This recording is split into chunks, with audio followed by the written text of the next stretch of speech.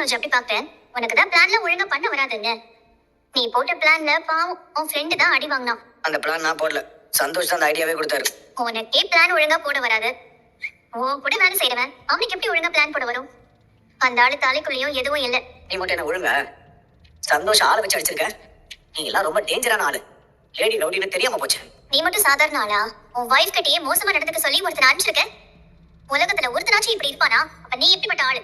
Santhosh bro என் நிலைமையை பார்த்து எனக்கு ஹெல்ப் பண்ணதான் இது எல்லாத்தையும் பண்ணாரு. அப்புறம் நான் உனக்கு இன்னொரு விஷயம் சொல்லிக்கிறேன். சந்தோஷ் ப்ரோ அன்னைக்கு அடியெல்லாம் வாங்கிருக்க மாட்டாரு. சந்தோஷ் வெளியில வாங்க. என்ன பார்த்தோன்னே நீங்க போய் மறைஞ்சதை நான் பார்த்துட்டேன். அவரு கோவத்தை அடைக்கு அடி வாங்கினாரு. இல்லன்னா சாட்டையில அடிச்சவன திருப்பி 4 கொடுத்து ஹாஸ்பிட்டல் அட்மிட் பண்ண வச்சிருப்பாரு. அப்படியா சந்தோஷ்? ப்ரோ உங்களை பத்தி உங்களுக்கு சரியா தெரியல. அந்த சாட்டையில அடிச்சவன மறுபடியும் வர சொல்லுவான்.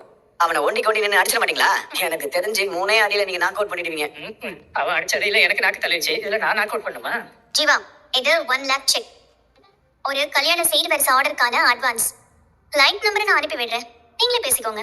நீ என்ன வெறுத்தாலும் நான் உன்னை வெறுக்கவே மாட்டேன். இது நானும் நீயும் சேர்ந்து ஆரம்பிச்ச பிசினஸ். உன்னை எவ்வளவு பெரிய பிசினஸ்க்கு எம்டி ஆக்குனதும் நான் தான். அதனால இந்த பிசினஸ் மேல எனக்கு எப்பவுமே ஒரு அக்கறை இருக்கு. மனோஜ், நான் ஏன் இதெல்லாம் செய்யறேன்னு தெரியுமா? நீ எப்பவுமே ஹாப்பியா இருக்கணும், உன் பிசினஸ் நல்லா போகணும், நீ என்னைக்குமே பிசினஸ் மேனா இருக்கணும். அதுக்காக தான். நான் யாரு, எவ்வளவு பெரிய பிசினஸ் மேனு? என்னால போய் அவனுக்கு ஈக்குவலா சண்டை போட முடியுமா? ஆமா, அப்படியே சண்டை போட்டாலும் அப்படியே ஏர்ல பறந்து பறந்து அடிப்ப பாரு. பாஸ், என்ன இருந்தாலும் ரோகிணிக்கு உங்க மேல உண்மையான லவ் இருக்கு பாஸ். அதனாலதான் இப்போ உங்களுக்கு பிசினஸ் எல்லாம் கொடுக்குறாங்க பாருங்க. வேற ஒரு பொண்ணா இருந்தா நம்மள டைவர்ஸ் பண்ணணும்னு நினைக்கிறவங்களுக்கு எதுக்கு இதெல்லாம் செய்யணும்னு நினைப்பாங்க. ஆனா அவங்க அப்படி நினைக்கல.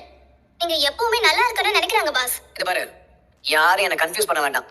ரோகிணி இப்படிப்பட்டவனு உங்களை எல்லாரும் விட ஏமாந்த எனக்கு நல்லா தெரியும். அதுக்கு இல்ல பாஸ், நான் என்ன சொல்ல வரேனா? எதுவும் சொல்ல வேண்டாம்.